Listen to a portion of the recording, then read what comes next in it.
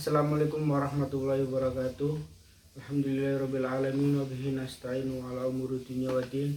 Wassalatu wassalamu ala asrofil anbiya wal mursalin. Amma ba'du. Yang saya hormati Bapak dosen Bapak Zulham Qudsi Farisal Alam MA selaku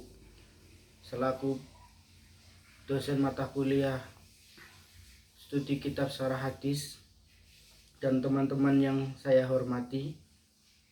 Di sini saya akan mempresentasikan makalah kami dari kelompok 8 yang berjudul Metodologi Kitab Hasyiah Suyuti ala An-Nasai.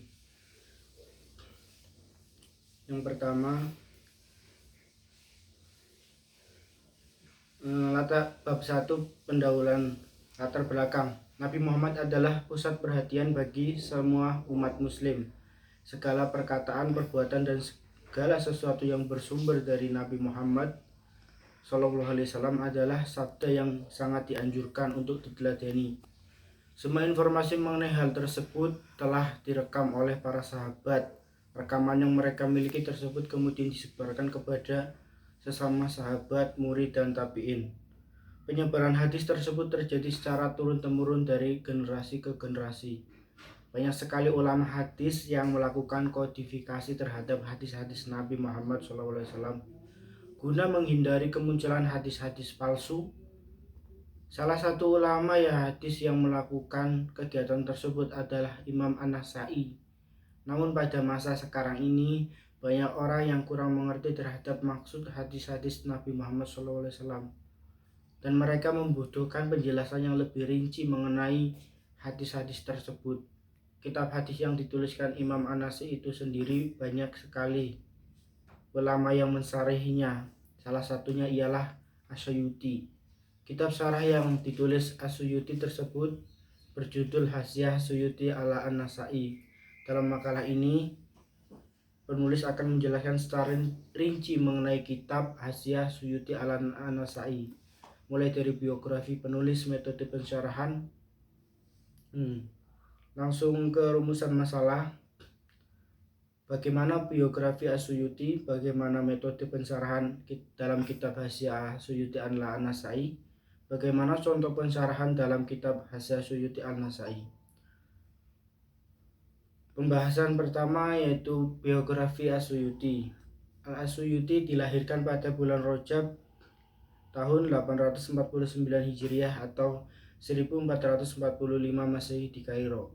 Nama lengkap beliau dari As-Suyuti adalah Abdurrahman bin Kamal bin Bakrin Muhammad bin Sabiq ad-Din al-Fakhri Utsman bin Nadir al-Adin Muhammad bin Saif ad-Din Qudor bin Najam ad-Din Abi Salah Ayyubi bin Nasir ad-Din Muhammad bin Syekh Hamam ad-Din al-Hamam al-Khudairi. As-Suyuti As-Syafi'i. Nama beliau lebih dikenal dengan nama Abdurrahman Jalaluddin As-Suyuti atau As-Suyuti saja. Ayah beliau meninggal ketika beliau berusia 5 tahun 7 bulan. As-Suyuti wafat pada hari Jumat tanggal 19 Jumadil Ula 1911 Hijriah. As-Suyuti memiliki kecerdasan dan daya ingat yang sangat luas, sehingga pada usia 6 tahun ia telah menghafal Al-Quran. Beliau juga menuntut dan menguasai ilmu dalam berbagai bidang. Az-Zahabi menjelaskan bahwa As-Suyuti merupakan orang yang paling alim pada zamannya dalam segala disiplin ilmu, baik yang berkaitan dengan Al-Quran, hadis, rijal, dan gharib al-hadis. Dalam usianya yang relatif masih muda, ia juga telah menghafal beberapa kitab seperti Minhaj al-Fiqh, Alfiyah Ibnu Malik, Al-Undah, dan Minhaj al-Usul yang ia pelajari dari para ulama terkenal pada masanya. Pada satu kesempatan, As-Suyuti pernah mengungkap bahwa beliau telah hafal hadis sebanyak 200.000 hadis. Bahkan beliau pernah berkata, sekiranya saya hafal hadis sebanyak 2000, menemukan lagi hadis yang lebih banyak dari jumlah tersebut, saya pasti bisa menghafalnya. Setelah As-Suyuti berusia 40 tahun, yaitu sekitar tahun 809 Hijriah, beliau mulai sibuk beribadah dan mendekatkan diri kepada Allah, berpaling dari dunia dan segala kemewahannya. Bahkan beliau sempat tidak mengenal orang-orang di sekitarnya selain beribadah. Beliau juga meninggalkan profesinya sebagai mufti, mengajar sekaligus mengurangi kegiatannya dalam menulis. Di antara guru-guru Imam As-Suyuti yang terkenal ialah 1. Umar Al-Bulkuni, Qadi Syarifuddin Al-Manawi, Syekh Ahmad As-Samsasi, Saleh bin Umar Ruslan Al-Bulkuni, Muhyiddin Al-Kafiyahi. Ulama-ulama terkenal yang berguru pada As-Suyuti ialah Al-Muhaddis Al-Hafidh Samsuddin Muhammad bin Ali bin Ahmad Ad-Duwuhi Al-Misri As-Safi'i. Di antara karya-karya Imam As-Suyuti dalam bidang hadis dan ulumul hadis ialah sebagai berikut: At-Tibai ala Sahih Muslim bin Hajjaj, Tanwir Al-Hawalik Sarah Muwatta Al-Imam Malik, Jami'us Shahir, Jami'ul Jawami, Misbahus Sujaj. Dan di bidang ulumul hadis ada Tadrib Ar-Rawi, Al-Alfiyah fil Mustalah Hadis, Isman Ad-Dirayah lil Qura Al-Niqayah, Al-Hadis Al-Manfiyah, Durar Al-Muntasarah fil Ahadis Al-Mutasyarah. Yang pembahasan kedua, metode pensarahan dalam kitab Hasyiah Suyuti ala An-Nasai.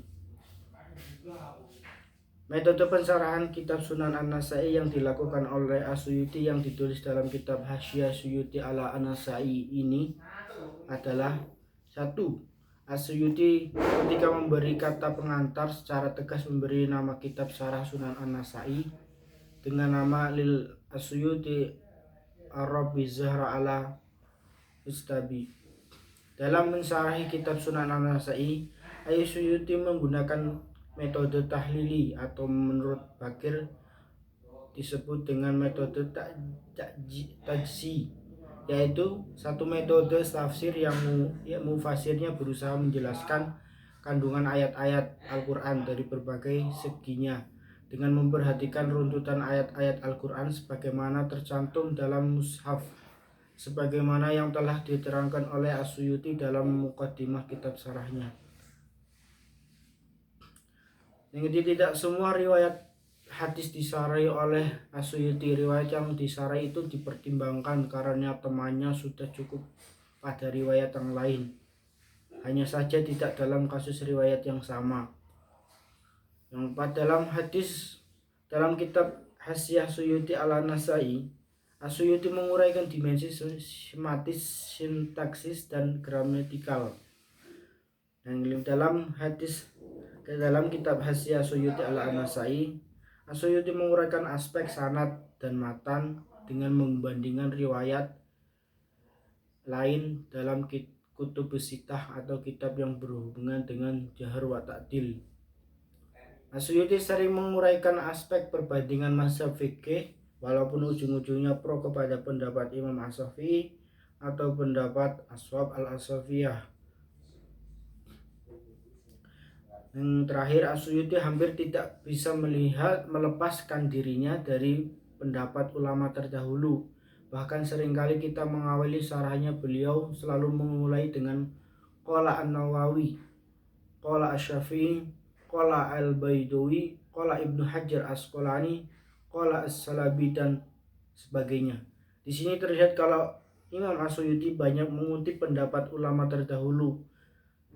Dalam kitab Hasyiah Suyuti ala An-Nasai, bahwa As-Suyuti mensarahi kurang lebih 1118 hadis yang terdapat dalam kitab Sunan An-Nasai yang tertuang dalam 52 bab. Urutan babnya sama seperti kitab An-Nasai, yaitu diawali dengan bab taharah, miyah, haid, dan seterusnya.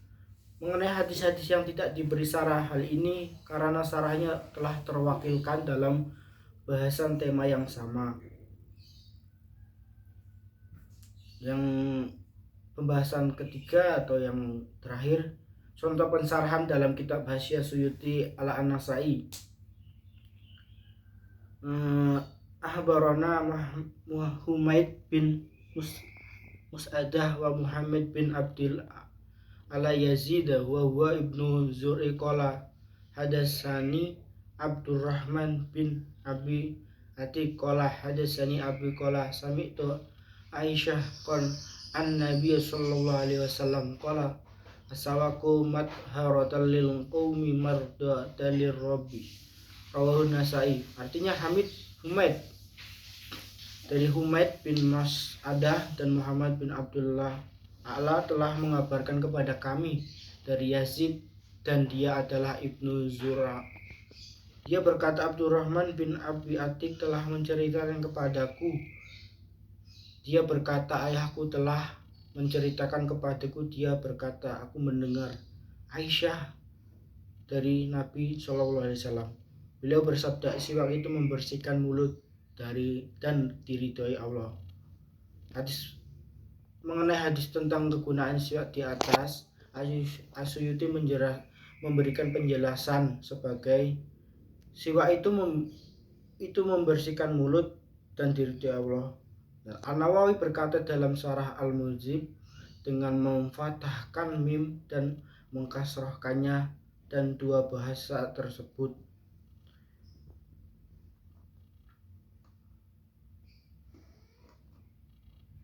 mungkin begitu pembahasan yang telah disampaikan. Untuk kesimpulannya, As-Suyuti atau yang lebih dikenal dengan nama Abdurrahman Jalaluddin As-Suyuti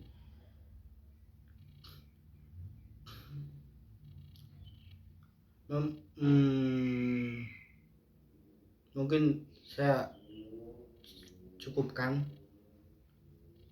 Kita kembali ke apa yang telah dijelaskan di atas, yaitu tentang metode pensarahan yang dilakukan As-Suyuti dalam kitab Hasyiah Suyuti An-Nasai, yaitu menggunakan metode tahlil, yaitu metode pensarahan yang menguraikan dan menganalisa serta menjelaskan makna-makna yang terkandung dalam hadis Rasulullah SAW. Sekian, terima kasih. Mohon maaf apabila ada kata-kata yang kurang jelas atau mungkin salah yang kurang bermakna dari saya mohon maaf sebesar-besarnya. Wabillahi taufiq wal hidayah. Assalamualaikum warahmatullahi wabarakatuh. Anjir.